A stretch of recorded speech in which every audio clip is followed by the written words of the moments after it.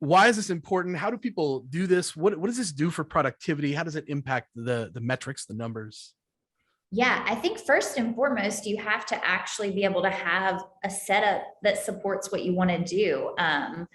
Especially for my SDR career, that's who I spend most of my time with personally. But dialing your internet connection is huge. And so, y'all, one of the biggest hacks for me was getting my Wi-Fi set up. That was everything from like router to learning how to log into the app and prioritize my Wi-Fi over top of anyone else in my house. They don't know that that exists as a feature. Y'all might not either. So if you have people at home Xboxing, if you have significant others or partners working, you can log into your app and choose your priority device. It was a game changer for me, if I'm being. Your environment has changed dramatically. Yeah. I have shifted it up a little bit. I think especially having a dedicated space. I know that's not possible for everyone, but I found what works best for me. If you can't have for me, it includes a door. I'm the person who like, I need to walk away or else I'm just going to stay in here all day. So for me, I had to have like I had to work it out so that I had a door. And that wasn't true before, a couple of years ago.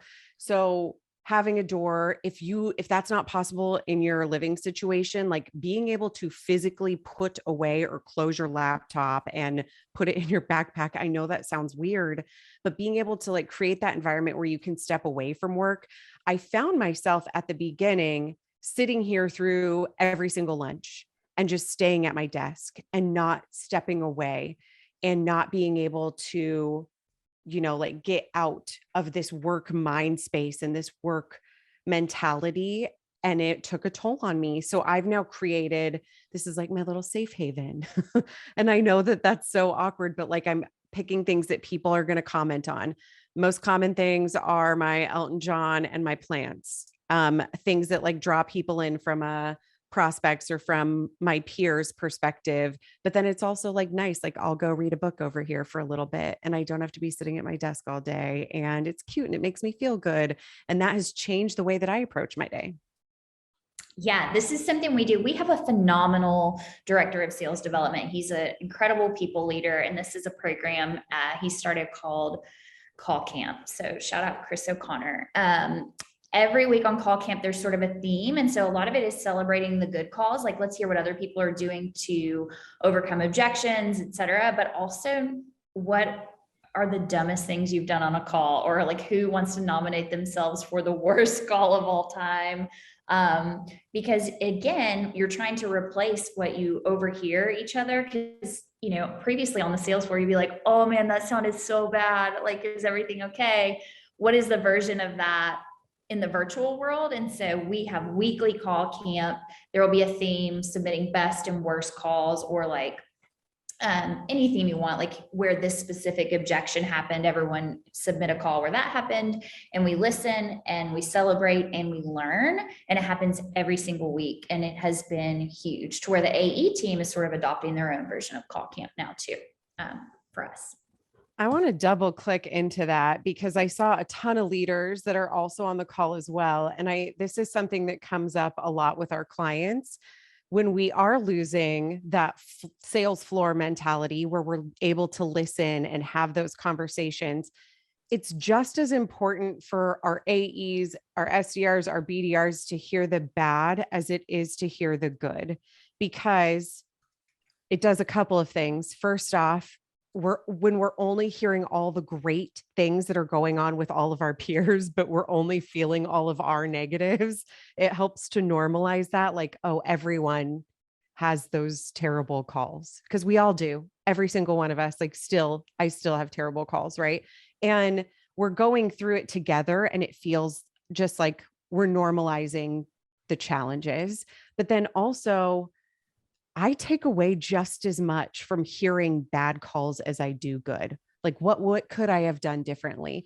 And we used to hear that sitting on the floor, to James' point, right? That we used to have that. We used to also hear, okay, I'm not going to try that. I heard them try that and that was tough. Let me see what I would do different. And it's that learning cycle. So being able to put both the bad and the good in there. I do think King brings up like being the only person on your team and I being hear a that a lot. solo salesperson. Yeah. It's a tough thing. I think going through, yeah, okay, Rob brings up gong snippets. Yeah, like bringing back in and going back through your calls if possible. I also do I have like a little whiteboard here and I keep notes because I always think like, oh, I need to go back and listen to that call, or I need to go back and then I forget when it is or what happened. So I'll like either write down it's 1:31 Eastern time right now. I'll put 1:31. And so I know what time it was and I can go to that part of the call and remember that one piece, or just like take some notes down or something to remind myself to do something different. Being the only person, you have to go and be a little bit more critical of your own calls and decide what you do different. And sometimes having notes there in the moment is helpful to go back. Let's talk a little bit about some of the things that you've got here that you guys have recreated in Slack, because some of these are really creative. Yes, we So we are. talked about the visible wins, but then you do some other things too, right? Yes, we are power users of Slack. And part of it is visibility and creating like positive accountability and encouragement. Because we do, back to celebrating wins, we celebrate a lot of things. And it's not just the meetings and it's not just the deals. It's like, Will got 100 calls and already, and it's like noon. Part of the downside of that, if you're not celebrating that kind of stuff, is like, I've made 100 calls and no connects, or like haven't gotten a chance to, get a meeting or whatever. But we are like celebrating the grind too, which I think is big. And we'll talk about that a little bit more with one of these questions in the chat, but like we measure everything. So celebrating dial thresholds, if you do get a meeting, when something converts to pipeline, everything. And part of it is not just seeing those triggers come in. Part of it is the culture of everyone recognizing it. The emoji game is strong. The comments, the jokes are everywhere. We have a big, big hype house culture, which I think is important. We also have a lot of community-based channels that have nothing to do with work, because I actually believe that if you develop connections and community outside of just your job, it's actually gonna make you better at your job, because you're gonna learn a lot of different things that you wouldn't have necessarily been exposed to. So we do have a power babes channel for anyone who identifies as female. We talk about a ton of stuff, from being like underrepresented in the room to like, did y'all see the latest Sephora sale? Like, it covers the gamut of things. And then we also just roast the local coffee shop in Nashville. They're out of coffee a lot. They're out of milk. That's a big bonding thing for people who happen to be in the office. You got a coffee shop out there that runs out of coffee? That's a thing? Next door. We also have a garage door that opens at the office that I work part-time from. I'm the number 3 in the chat who does both. Nice. And people wander in here and think it's the coffee shop. So it could be my side hustle in the future. Hey. I'm not going to say who it is, but it's not Barista Parlor Matt. I forgot there was Nashvillians. I don't want to They're touching some nerves out there. Coffee shops without coffee. That's like a bar without beer. Get out of here with that. I love that you have that additional piece, that additional layer where you're getting to know people on a different level. I think it's important for us to be able to choose and show up as who we are. And it's so important to how we perform to be able to be who we are with our colleagues and with our peers. And it's not always the case that every work environment supports that, especially working from home. James and I were a much smaller team. I started throwing this on my calendar because I found it really easy to get sucked into my own day-to-day, my own life routine. And I'm like, have I talked to someone that I work with in a while, right? We're all going in a million directions. And so I have time on my calendar so that I know I can separate myself out beyond, we're great on Slack at keeping up with each other, but beyond that, like the one-on-one connection, I do something called Throwback Thursday because I have to have alliteration for everything in my life. So every Thursday, I have a plan to reach out to someone. And whether that's someone who's a current peer, or typically the throwback came from someone in a previous role, like some connection that I had previous in my life. And being able to just have a conversation with someone, anyone, keeps me like engaged and going. And it's like honoring who I am as a person and who they are as a person. And then for managers, I used to plan monthly. Let me write a letter to one person every month or every week on my team, rotating, that calls out like really specific things that I admire in them. So not only is that having me go and look for these wonderful positive things, and I'm able to utilize that for elevating the team that I'm working with, but it also is showing the team how much I respect and admire them as individuals as well. Let's give everybody a chance here. Put the leader that you should probably reach back out to in the chat, sales leader or otherwise, somebody that influenced you. Put their name in the chat if you feel like they deserve a shout out from you. That's a good thing. You should go ahead and take advantage of that opportunity to call them and thank them. Yeah, that's smart networking. That's like, it's positive in general and like a good thing to do, but that is smart networking in the time of like a crazy market. All right, so here's a good question from Judah. How do you structure your days? For example, how many hours a day do you work and how do you split that up? Also, holistically, what does the morning and the evening routine look like in terms of personal resets, rest, planning, family, friends? Judah, thank you for a very well thought out question. Yeah, beautiful.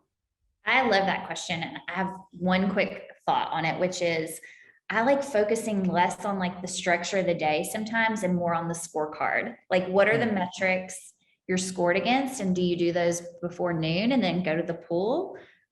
Or do you spend time like prospecting in the morning and hitting dials in the afternoon? I think having clear accountability metrics is key actually to deciding how you want to structure your day. Because it used to be you need to work when your peers are working because y'all need to communicate. Now time zones, like we have people all over the place and that's not really a thing. So to me, it's really about like, what's your scorecard? What are the activity and objective metrics you need to hit? And how do you best suit yourself to do that? That's how I think about it. But I think that's pretty different than probably a lot of people. I like that a lot. One thing to add to that is making sure that you communicate your expectations on this with your leadership team or your team in general, no matter what role you're in. If your office is all local in one spot, it might be a little bit different, like expectations of what your working hours are. So having this conversation as often as possible with your leadership team, with your peers, and then just managing their expectations of you. So you can say, hey, I'm going to step away. For me, I never was able to do this before, but I am loving and taking advantage of being able to, on the days that I don't have a meeting, go and pick up my daughter early and get her from school. Although she kind of wants to stay in after school care, which hurts my feelings, but that's fine. Okay, fine, I'll leave you. But being able to like spend a little bit more time and being able to do that. And then I get back online later. So I've just managed that expectation with the team that I'm going to be unavailable between the hours of 4 to 7. And then I'm going to pop back online for a couple hours. As long as people know, it's fine. It's whenever your leadership team or your peers are looking for you and slacking you and calling you and texting you and you're not responding in business hours that I think causes some friction.